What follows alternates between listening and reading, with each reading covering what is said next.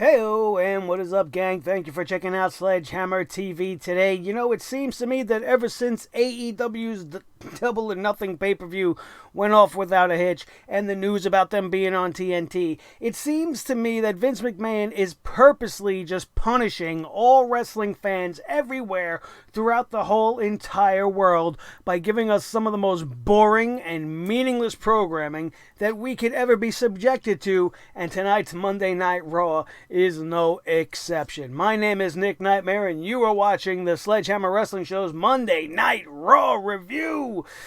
Let's do it. The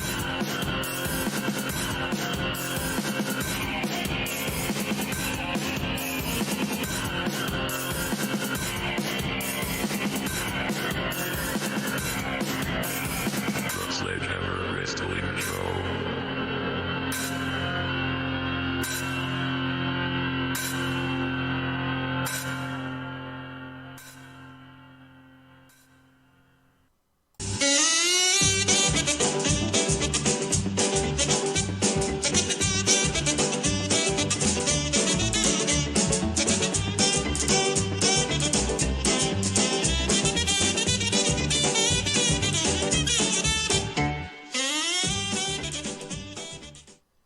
It's a goddamn circus over there, man. It's nothing but a shit show. And it's one of the funniest things you will ever see in your life. But the bad thing is that it's not a comedy. This is Monday Night fucking Raw we are talking about here. And it consistently degrades week after week. And it's not about just the show quality and the fact that it's still 3 hours and the fact that the creative is just fucking off the wall wild right now. It's nonsensical decisions that just throw you for a loop, that you seemingly can't come back from as a fan. You are watching this, and you are seeing the card for Stomping Ground. Shitting Grounds is what they should be calling it. And you're looking at everything you're looking at right now is something that you've already seen. It's a bunch of rematches, and in the case of the championships, it's rematches being given to people who have lost cleanly to the champion at the very last event that they faced. Baron Corbin just lost to Seth Rollins. He's getting a fucking rematch. Why? Lacey Evans just lost to Becky Lynch. Clean. She's getting a fucking rematch. Why? I thought the WWE did away with the rematch clause. Vince McMahon wove his magic wand. Fuck rematch clauses. We're not doing anything wrestling anymore. So why is everybody getting a fucking rematch? Is it just because creative is simply that inept? Are they really that handcuffed by the constraints of this crazy fucking lunatic old man that has no idea what he's doing anymore? A man that wants to put Baron Corbin in 60% or more of every single episode of Monday Night Raw. And yet I'm going to have all of you clowns coming at me going, oh, Seth Rollins is a boring champion. Becky Lynch is a boring champion. They are not boring champions. Do you know what's boring? The company they work for. AJ Styles, one of the most, if not arguably the most talented wrestler in the entire fucking world, came to the WWE and people think he's boring. Do you know why you think he's boring? Because they have him hitting Shinsuke Nakamura in the balls. They have him wrestling with Samoa Joe and making it more about his kids and his wife than about his wrestling ability. It's the WWE just killing what makes everybody special, and that's what they do. They even did it to Baron Shithead Constable Dickhead Corbin. Baron Corbin was fucking cool when he first showed up. He had the long hair and the biker suit, you know, he had that real lone wolf edge about him. And now he looks like a fucking knockoff Daddy Warbucks with his discount Hooters fucking waiter's uniform. I don't know why I always put him in fucking Hooters. That's the second time I've called him a Hooters waitress. He'd look better. I wish he would come out one little half tops and little short shorts and say, hey, listen, I was once a Hooters waitress before I was a Golden Gloves champion, and that's why I'm dressed this way. I could at least get behind that. You're not the general fucking manager anymore, dude. The original Baron Corbin, I don't know why we sidebarred over that way, but the original Baron Corbin entity was fucking great. And then they ruined him. They took away everything that made him special. They made him a stupid general manager, and now we are here with this. And for some reason, Vince McMahon loves it. Vince McMahon is so senile and delusional that he cannot decipher the difference between boo, you suck, we don't want to see you, and boo, you suck, this is fun, Kurt Angle, you suck, Triple H, you suck, this guy, you suck. There's a difference. There's a difference. Baron Corbin has that Roman Reigns level heat with the crowd. And it's not, boo, you stink, you're so great, but you stink. No, man. It's get off my television. You are horrible. You make me want to cringe. You bring this show to a grinding halt. And the only person that does that worse than Baron Corbin are the two worst words you could say in professional wrestling right now, and that is Shane McMahon. Stain McSweatpants has dripped his bodily fluids all over this company for God knows how long now. It started off long ago, and we had to deal with all of his bullshit with The Miz and George Mizanin and that whole thing. And if you guys were watching me back then, what were we hoping for? What was the best we could hope for? We could hope that Shane McMahon was going to go along this thing with The Miz, and then The Miz would triumph over him, and it would be over. And Shane McMahon would go back to being the stupid GM, or would leave the company entirely and just go on a television perspective, and just go back into the office and do whatever it is that the McMahons do when they're not ruining television. That's all we wanted. But what did we get? That Shane McMahon and The Miz feud fizzled out without any sort of conclusion. It came to a steel cage match, and Shane McMahon beats The Miz in a steel cage. And then Shane McMahon goes on to beat fucking Roman Reigns, and now it's just Shane McMahon all over the place. He comes out on Monday Night Raw tonight sweating up a fucking storm, panting like he was just in a goddamn marathon, and all that guy did was skip down the ramp a little bit, and he's talking like, and tonight, and he sounded like he was in a fucking porno. He's definitely sweating like a porn star out there. Drew McIntyre is standing out there like he fucking matters anymore. What the fuck am I watching here? What am I watching? Shane and Drew drinking fucking champagne, calling Shane the best in the world because he beat fucking Roman Reigns. And then you want to have Shane McMahon highlight the fact of all of the things that Roman Reigns has done that makes Roman Reigns so great, but Roman Reigns can't beat fucking Shane McMahon because Shane McMahon is the best in the fucking world, and all I want to do is turn my fucking TV off. Every single minute, Shane McMahon takes up space on any TV show, whether it's Raw or SmackDown or Super Showdown or Stomping Grounds, Shitting Grounds, whatever you want to fucking call it. I don't want to see it anymore. It's crazy to me that Shane McMahon has now become my least favorite McMahon. Vince McMahon, I can't stand him just based off of the fact that he thinks he's who he was 20 years ago. If he would just come to the realization that maybe he needs to open his mind and take a little bit of help from the people that are around him and not push his own agendas so hard, I wouldn't hate the guy so much. Stephanie McMahon, as a person, I'm sure is a great gal. I'm sure she's fantastic. I'm sure she's some sort of a philanthropist and she's well respected and she's a great role model for women everywhere. But the character of Stephanie McMahon on WWE TV makes me want to punch her in the face. And now Shane McMahon is worse than those two.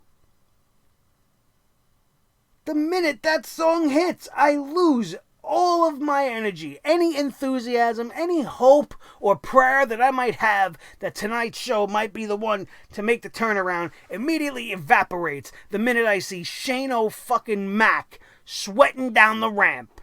Sweating to the fucking oldies like Richard Simmons. Are you fucking kidding me? We get new fucking tag team champions tonight, and I want to know why we're supposed to give a shit. When was the last time we even seen Ryder and Hawkins in the ring? Have they defended the titles successfully more than once since they've actually fucking won them? I don't remember it happening. If it did, it was not anything special, and it's not worth remembering, so neither are the tag team championship belts. You got the Usos, who just came from fucking SmackDown to Raw, who keep going back to SmackDown, and I still don't know who's really belongs to what fucking show anymore. And they're in this matchup with the Revival again. And the only purpose for this triple threat matchup is to get the belts off of Ryder and Hawkins and put them on one of these other two teams. What other reason was there to have this match? There was no build-up really leading to it. The only build in any of the teams involved are between the two teams that aren't actually the champions. So why the fuck are the champions being involved then in the first place? And then you have the Revival do the dastardly thing. They get the heel tactic win. The Usos do all the heavy lifting. They get all the hard work done. And at the last minute, the pinfall is scooped away by the Revival. And I'm supposed to give a shit. Why? Why? The tag team championships are dog shit. They mean about as much as that fucking 24/7 Benny Hill Classic Championship title. They mean about as much as the Raw Women's Tag Team or the WWE Women's Tag Team division, which is dog shit. They took the belts off of Sasha and Bayley, and I'm asking why? Why?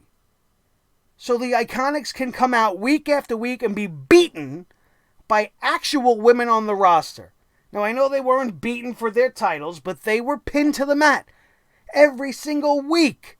Whether it was a tag team matchup in a non-title situation, or it was in random singles matches, or mixed situations where there was 6-on-6, or 3-on-3, 6-woman tag team matchups. The Iconics have done nothing but loss, and now they want to show up on Monday Night Raw tonight, bring out two local fucking jobbers with idiot names, squash them in under a minute, and I'm supposed to care? I'm supposed to be impressed now? This isn't what you do with a team like the Iconics. A squash match are for big, gigantic, dominant style teams, like a Nia Jax and a Tamina. Not that I want to see them anywhere near Monday Night Raw right now, but that's the angle you run with a team like that. You don't run it with two little runts like Peyton Royce and Billie Kay. They are not an imposing, dominant tag team that should be squashing anybody in 30 seconds. This is a team that was brought up too soon, that was given the titles too soon, that has been disrespected just by being placed in this position that they're in because they shouldn't be there at all, just like Lacey Evans shouldn't be in her situation at all. And it makes them look worse than they actually are. And that's why everybody hates the Iconics so much. And I am no fan of the Iconics, but I know that there are some of you out there that do like the Iconics. And there is nothing wrong with that because you have nobody to blame but the WWE for making them look like assholes. You want to come out and run your mouth about how you're the longest fucking reigning champions of a belt that's only been around for fucking less than 6 months. And you've done nothing but lose on television every time you've stepped foot in the ring until you bring out two fucking idiots that don't wrestle. Or that aren't on the main roster. Or that aren't even known. Developmental, local, independent talents. And now you win in under a minute. And now we're supposed to care. As a fan base, we're supposed to, oh, look what the Iconics did. Oh, they beat these two dumbbells. Both of them. Added up together doesn't equal even half of one of the other competitors on the main roster. I'm supposed to give a shit. Awful. Just god awful. While we're talking about the women and the tag team division, the women's tag team match tonight. The very unnecessary, yet somehow repetitive and at the same time random completely random tag team match that they're using the wild card rule to exploit these situations, right? This stupid wild card rule that they still can't fucking explain during the live broadcast, and they're just using it to be the reason for anything happening. Oh, it's a wild card situation. Kevin Owens is here. It's a wild card. Bayley's here. It's a wild card. Why they're here, I don't fucking know, but it's a wild card. Vince. And the two champions of the women's division, the Raw Women's Champion and the SmackDown Women's Champion, are in one match tonight. And they were beaten by their opponents. Now, you know I'm one of the biggest advocates of not having champions pinned in non-title situations. Champions should be champions. They should be booked like fucking champions, not like a couple of fucking clowns. And then to make it even worse, you have Bayley taking the pin from Lacey Evans, who's not even the girl she's facing at Shitting Grounds coming up in 3 weeks, or 2 weeks, however the fuck too soon either way. So the finish of the match that you've booked to have both of your champions look like scrubs doesn't even make sense. Why would you do that? I don't understand it. I don't understand that any more than I understand the reason why for the Universal Championship and the United States Championship we had to have the same segment. Oh, what are you talking about? There weren't two Miz TVs. No, there weren't two literal same segments, but think about it.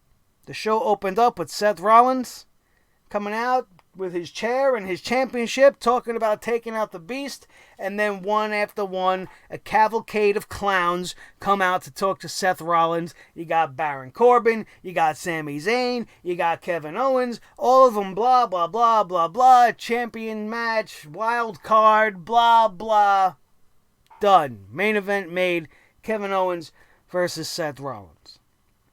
United States Championship segment. Miz TV. The Miz comes out dressed to compete. Samoa Joe comes out dressed to compete. In the middle of this matchup, in the middle of this interview segment rather, it starts to look like it's going to become a matchup. And for a fleeting second, I was like, oh, you know what? I might be a little bit interested in seeing The Miz versus Samoa Joe. Even though I have no idea why this is fucking happening, because Rey Mysterio is missing. I don't know if he's legitimately injured or what's going on with him, but he was the former United States champion. He had to give it up, give it back to Joe because he won by questionable means, and now he's not in the picture at all. Now we're just moving to The Miz. I was going to just be okay with that because I was interested. But then, of course, one by one, a cavalcade of clowns come out to claim that they want a shot at the United States Championship. Ricochet is not a clown. He was the only one that's not a clown. But you got Ricochet coming out. Braun Strowman's coming out. Boring, trashly Bobby Lashley, the old milk dud, is coming out. Everybody now wants a shot at the United States Championship. Cesaro's coming out. Same exact fucking segment. The only difference being that Raw goes to its one and only favorite match type, the 6-man tag. And you got the 3 babyface guys versus the 3 heel guys, and here we are on Monday Night Raw with a meaningless fucking matchup that has something to do with the United States Championship. You know what I would have done with this? Vince McMahon comes up to me. I, unfortunately, work for the WWE. Listen, I got nothing for the United States Championship, but you need to involve all 6 of these men, and it needs to happen before Shitting Grounds at the next pay-per-view. Okay, boss, no problem. I already got it. We're going to take all 6 of these guys, right? We're going to bring Rey Mysterio out from the fucking closet, or wherever the hell he's hiding. Take Dominic if you have to. Bring him with you. I don't know what it is. A fucking baseball game for the kid. Maybe the kid's training. I don't know. Get them over here. Get Rey Mysterio in here. Let the champ fucking sit back and relax because he's the fucking champ. And this is what we're going to do. We're going to have the champ on commentary because I know you love to do that, boss. And we're going to have tonight all 6 of these men paired off into 2. You have 3 singles matchups. And each winner tonight advances to next week to a triple threat matchup where the winner will then go on to face Joe at Shitting Grounds. Oh, you're a genius, Mr. Nick Nightmare. Why don't I give you the head chair? You know what, boss? Keep your fucking chair because I'm good right here coming up with ideas. Just shut up and listen. You take Cesaro versus The Miz. You give us Rey Mysterio versus Ricochet. And you have the fucking Braun Strowman boring trashly match you love to have so much. You have 3 winners and you move it on to next week. Triple threat match. You give people a reason to come back to Monday Night Raw next week if they're interested. I don't give a shit who wins in this scenario. I would put Ricochet over everybody and give Ricochet a shot versus Joe. He doesn't have to win, but that's what I would do. Would have been much more fucking interesting, I'll tell you that much, than just a fucking 6-man tag. Duh, we don't know what to do. We got 6 guys. There's 6 guys in here. What do we do with 6 guys? 6-man tag. Give that guy a raise. The fuck out of here. Absolutely awful. Just nothing but the same shit over and over and over again. Lars Sullivan defeats the Lucha House Party in a 3-on-1 handicap elimination match. Gives a fuck. Who cares? Oh, Lars Sullivan needs to get revenge. It's like watching a fucking grizzly bear fight 3 jumping beans. Who cares? This is nonsense. What happened tonight, I seen people, oh, at least he squashed them real good. This was a great segment finally. This was really good. What the fuck are you talking about? This is the same segment we've seen for the last fucking 6 times we've seen it, only this time they got it right. And now I'm supposed to care. I'm sorry, last time I checked, 3 strikes you're out. This is 2 at-bats it took you to get this fucking right. Unacceptable. Fucking awful. Just like the 24/7. Listen, this 24/7 nonsense. Let's play the clip again.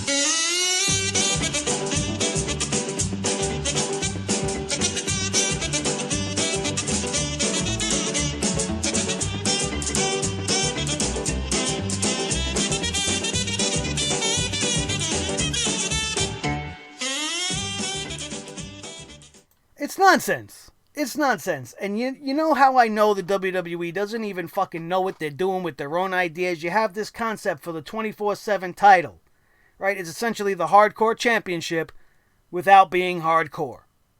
All right, so taking that into account, you want to have this segment tonight where they all get trapped in an elevator.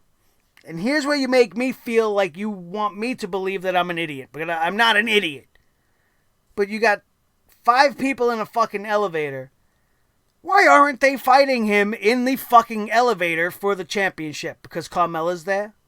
Because we have to have R-Truth call Drake fucking Maverick Hornswoggle? I laughed. It was funny. But this is not what a championship should be about. You know what I would have done? Let's play this game again. Vince McMahon comes to me. Mr. Nightmare, I don't know what to do with this 24/7 piece of shit I just fucking created. What can you do for me tonight? But just make sure you have an elevator involved. I feel like I need an elevator. You got it, boss. Let's go. I got it for you right now. Here we go. Ready? They're going to do their fucking 24/7 thing. You have them run around like a bunch of clowns. We could play the Benny Hill song in the background. No, we can't do that because I can't. All right, okay, all right. We'll nix the song. So now, Mr. McMahon, here's what we do. They fight their way into the cargo area. R-Truth finds his way into the cargo elevator, which is big enough for about 3 or 4 guys to be inside. You have the elevator ascend with said 3 or 4 men in there. R-Truth, fucking Maverick, maybe Bobby Roode and his mustache, if anybody can find him, dust him up over there, and maybe a Cedric Alexander or somebody, I don't know. You got 3 of them in there with R-Truth. The elevator gets stuck for the entire episode of Monday Night Raw with just the 4 of them in there and a referee. All throughout the show, you cut back to that fucking elevator with these guys fighting for this championship, not sitting in a fucking elevator singing songs, singing We Are Family, with Titus O'Neil and a bunch of other idiots waiting for the elevator doors to open.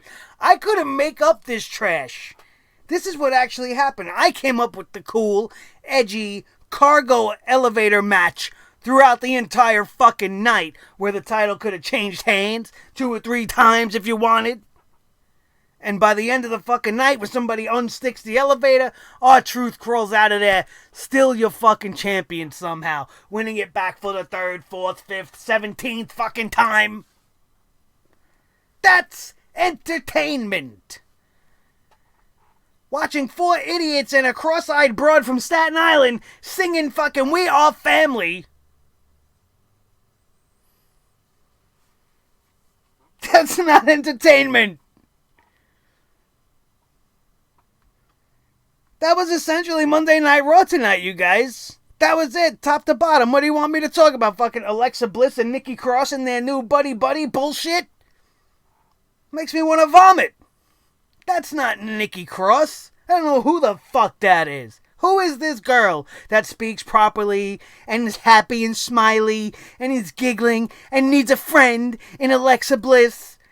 Now Alexa Bliss feels so comfortable with this girl who was once a psychopath that I'm so comfortable with you I can call myself Lexi. What are we watching? The fuck out of here with this show. Let me give you the official card rundown match by match before I have a goddamn aneurysm. Oh my god. Lars Sullivan defeated the Lucha House Party in a 3-on-1 handicap elimination match. It doesn't matter how, I don't care to tell you, because it didn't matter. Lacey Evans and Becky Lynch had some sort of a fucking interview segment. Michael Cole made it seem like he was going to be sitting down with them, but actually it was a via satellite style interview, and it was dreadful, and it made both of these girls look fucking ridiculous.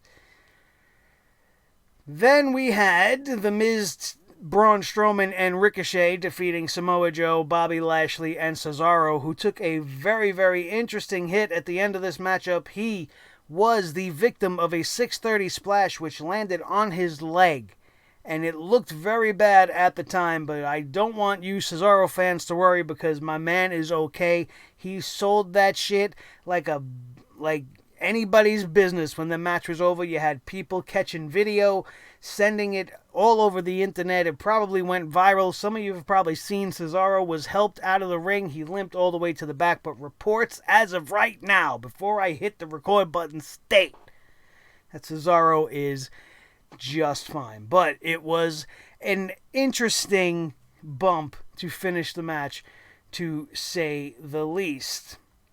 Seth Rollins versus Kevin Owens was announced officially for later on that night. Sami Zayn kept interrupting here and there. He wanted to be the special referee for Baron Corbin's match with the champ, but that will remain to be seen throughout the rest of the show.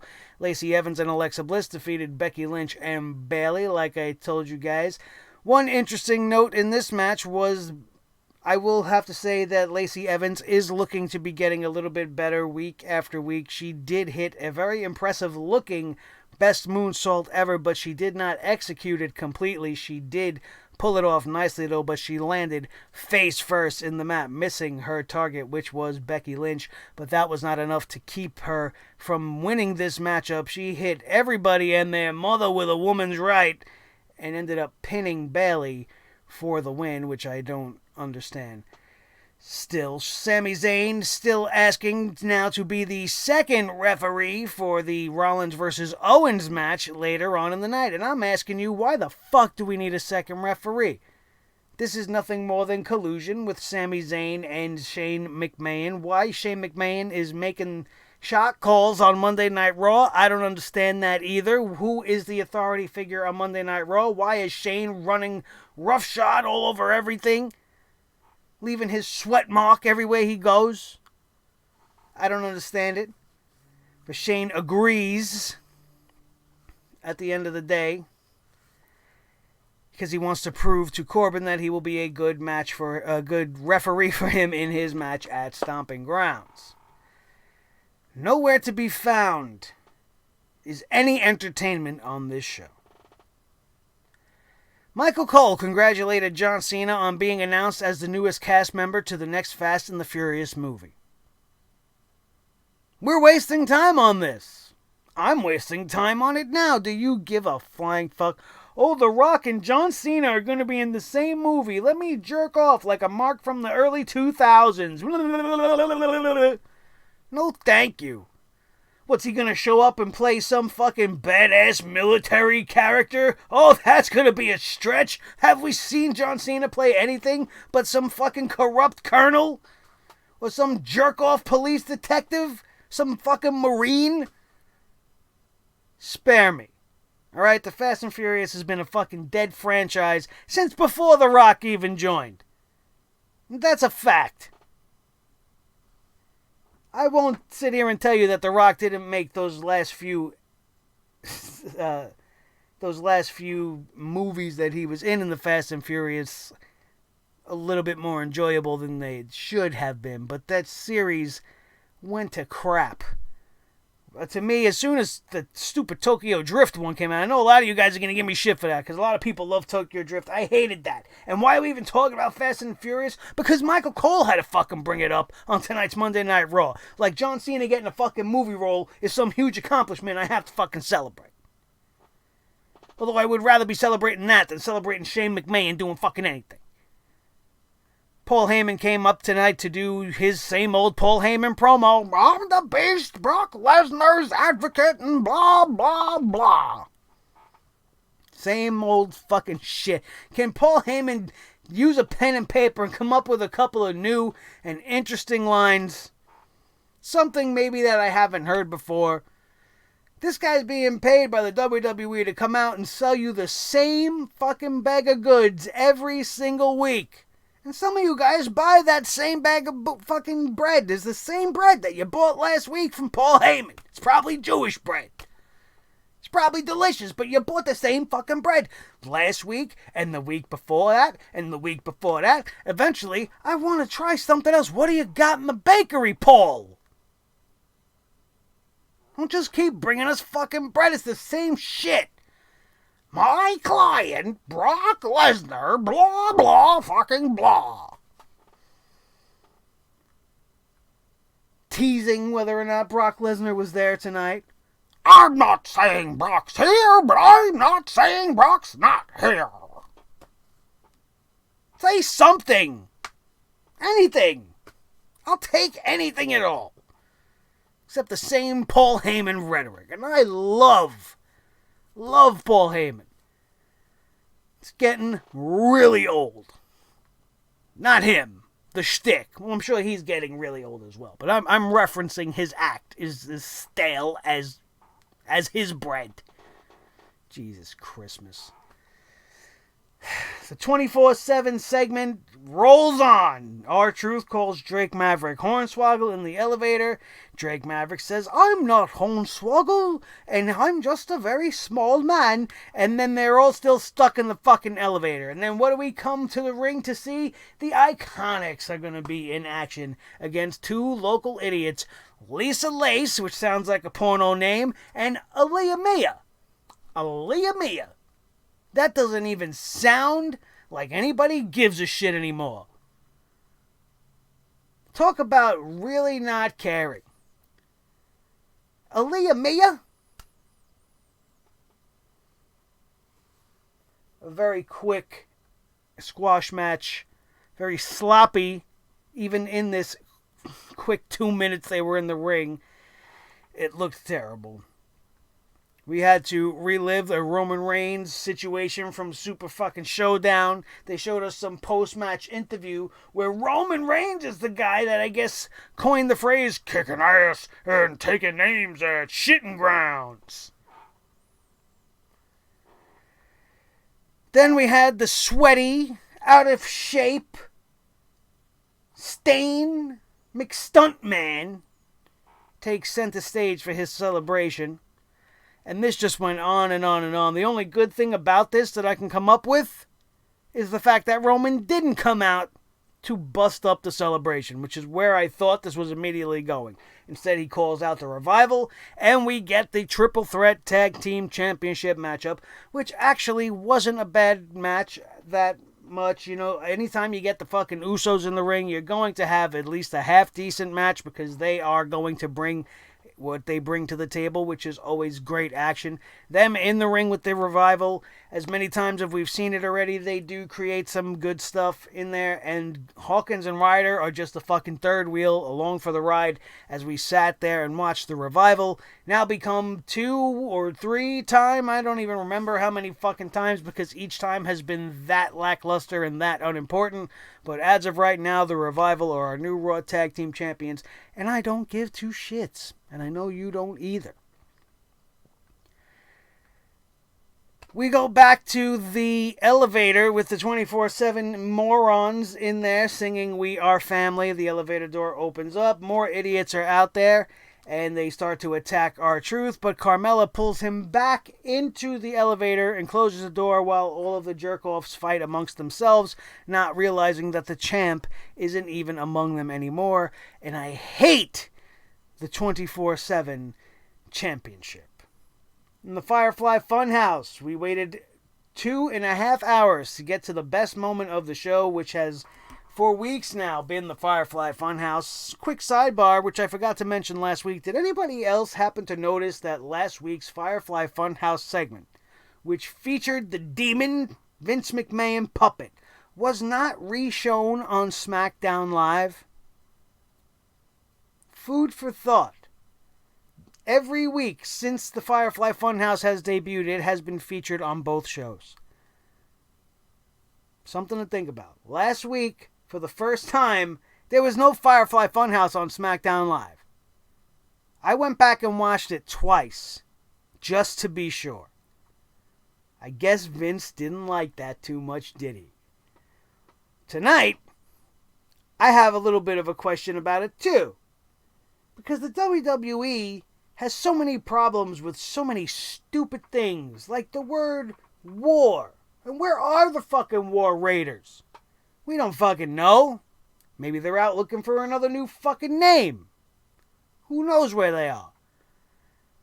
But the WWE doesn't want to use the word war, doesn't want to use the word belts, doesn't want to use all these words which are essentially harmless, because we have to be PG, and we have to be safe for the kids to watch and all this shit. But we can have Bray Wyatt come out here with a gigantic sledgehammer and beat the shit out of a puppet rabbit and then eat its insides. And that's okay. It certainly is okay with me. It was the most entertaining moment of the night. But when you're dealing with a company that doesn't want a guy like Bubba Ray to be Bully Ray because you don't want him to be called a bully, and then you got Bray Wyatt over here hacking away children's puppets and eating their insides, bottling it up and turning it into fucking jam for sale. Something just doesn't quite equate. However, I enjoyed this fucking yowie wowie episode of the Firefly Funhouse, teasing of the Fiend throughout the entirety of it. Bray Wyatt once again just in his funhouse, being his Mr. Rogers kind of self. Ramblin' Rabbit was being attacked, so to speak, by Mercy the Buzzard. This is the most interesting action we've seen all night. Rambling Rabbit defending himself with a fly swatter, only to end up being smashed with a giant hammer. Now, the fact that Bray Wyatt had a giant hammer, sledgehammer, on Monday Night Raw and smashed this rabbit made me a little bit jealous, I think. I like his sledgehammer a little bit more. I'm sorry, Thor. I'm sorry, bro. But that was a pretty sweet-looking hammer. Don't hit me. I'm sorry. I love you, bro. But that was a fucking sweet hammer. Very Joker-inspired segment to the Firefly Funhouse tonight. He signed off, as he always does, after he tried to hock us his Ramblin' Rabbit breakfast spread by telling us he'll always light the way. All we have to do is let him in. And I have let him in, and now I'm afraid for my life. I let him in a while ago, and I can't wait to see what the end result is with this new entity of Bray Wyatt. It started out really weird, and I was all against it because I thought they were really going a whole different direction. But the fact that we are still in very familiar Wyatt territory with this new version of Bray, I can't wait to see what's to come next. This is some pretty next level, psychologically scarring type stuff.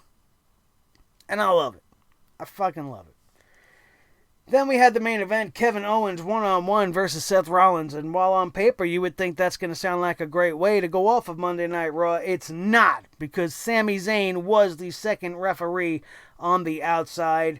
Baron Corbin gets involved. Everything goes to shit. And as you can imagine, there is no way Seth Rollins was going to win this matchup. Sami Zayn, towards the end of this matchup, just pushed Seth Rollins' buttons a little bit too far. Seth Rollins grabs Sami Zayn by the shirt. He doesn't hit him. He doesn't strike him. He just grabs the shirt.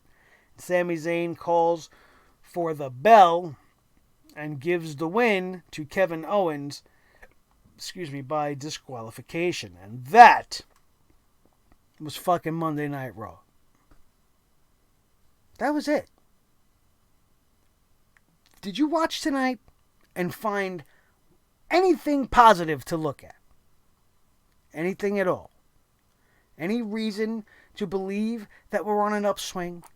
Any reason to believe that this company has learned its lesson? No. We are literally getting the same shows week in and week out.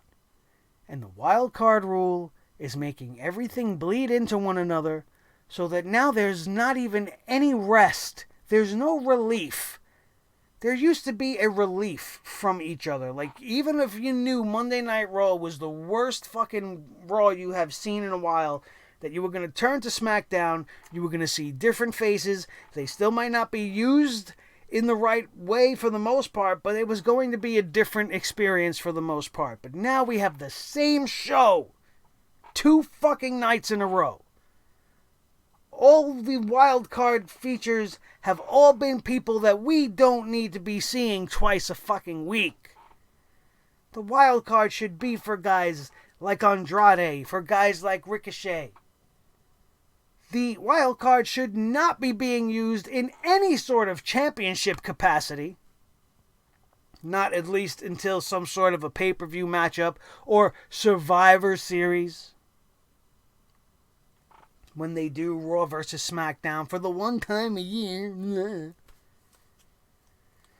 This company is fucking ridiculous. And if you thought the Super Showdown was an embarrassment, boy, wait till you get a load of tonight's Monday Night Raw. If you missed our review of the Super Showdown, I don't know whether you've been hiding under a rock, whether you've been purposely avoiding it because the Super Showdown was so bad you don't want me to depress you even worse. But with the way that show ended, this pretty much sums up my feelings about the Super Showdown. This is a betrayal on levels that no one's ever seen! In case you guys haven't noticed, I've been using a lot of footage featuring that guy. And if you don't know who that guy is, I'm shouting him out right now. There is a show on Netflix called I Think You Should Leave. And I think you should watch that show. If you are a fan of Adult Swim type comedy, if you are a fan especially of shows like Tim and Eric's Awesome Show, you are going to love I Think You Should Leave. It is a fantastic sketch comedy show. It just absolutely numbs your brain in a good way. Not like Monday Night Raw numbs you to stupidity to the point where you want to take your own hammer, who you do love. I do love you. I don't want the other hammer. And want to bang your head in with it. Where this other show, it numbs you in a good way. Like, it makes you feel fucking high, even though you are probably, for the most part, not. Some of you guys might be, and that's great. But, it just makes you feel like, what the fuck am I watching? This is great. This is great. And he makes me laugh. And a lot of times when I'm watching him, I think about wrestling. It's like, man, I feel that very same way about the Goldberg-Undertaker match at the Super Showdown. It was a betrayal to the Undertaker. It was a betrayal to Goldberg. And it was a betrayal to wrestling fans everywhere. Just like the Super Showdown's existence is as well. And if you want to hear more about that, check out the review of the Super Showdown as the hammer came down on the big show from the Middle East.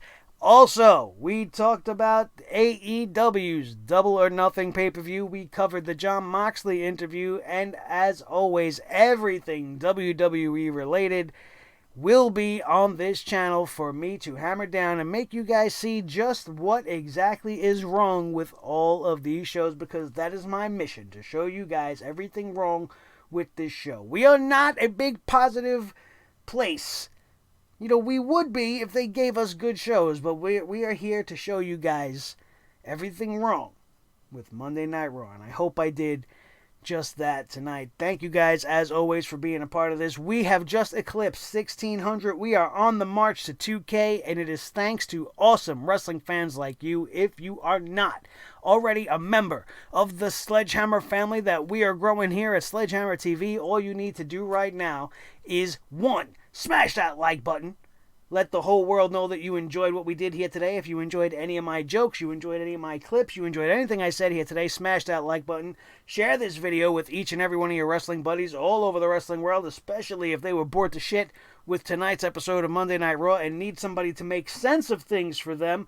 You know where to point them to right now so that they can subscribe. And most importantly, you right now, hit that subscribe button. Join the place to be when you want your professional wrestling and entertainment news bullshit free and full of fun and lots of swinging hammers. Hit that notification bell so that you don't miss anything we got coming up in the next couple of weeks. We are going to have no more Super Showdown. We are going to have Shitting Grounds preview matchups generated by WWE 2K19 with the action called by yours truly. If you don't know what I'm talking about, we have a few up for your viewing pleasure already. 2 Money in the Bank ladder matches and the 2 main event matches from Super Shitdown. The Undertaker versus Goldberg and Randy Orton versus Triple H. And on my channel, both of those matches are extremely way more entertaining than what we got from the real life counterparts at the Super Showdown. You can go check them out right now. We will have, I don't know which matches I'm going to do yet, but we will have Stomping Ground matches done in the 2K format that we have been doing. If you don't want to miss that, make sure you hit that notification bell so that you stay notified. We will continue to bring the hammer down on Raw and SmackDown and everything wrestling related, and we will be getting ourselves to the movies sometime soon, and we will be bringing you guys our reviews of everything that we see. Side note, I took my daughter to see The Secret Life of Pets 2. Yesterday, we had a little daddy-daughter day as mommy was busy and I was celebrating my House of Glory debut weekend, and I wanted to spend the day with my daughter, and that's what she wanted to do. So that's what we did, and I want to tell you, do not go see this movie. I don't care how much your kid begs you. You are going to just be absolutely bored out of your mind. You're going to feel like you're watching a 2-hour PETA commercial. And any fucking children's cartoon that sends a message that says a big Bengal tiger could be kept as a house pet is not the type of fucking people that should be making movies for children. Awful. Awful movie. I do love Tiffany Haddish, though. Something about her voice. She's just, I don't know. I got a thing for Tiffany Haddish. She's fucking awesome. All right. That's enough of that. Thank you guys so much for being with me today. If you're still here at 48 minutes and you're listening to all this fucking nonsense, make sure you leave me a comment down in the comment section below. This way I know you made it this far. Let me know what your favorite part of today's episode was, and I look forward to seeing the rest of you guys all week long for the best coverage in all professional wrestling and entertainment, which resides right here. My name, ladies and gentlemen, is Nick Nightmare. This is the team, Thor the Sledgehammer, the official Sledgehammer of the Sledgehammer Wrestling Show, and his tag team partner, the World Heavyweight Champion of all the microphones in all the world, Mr.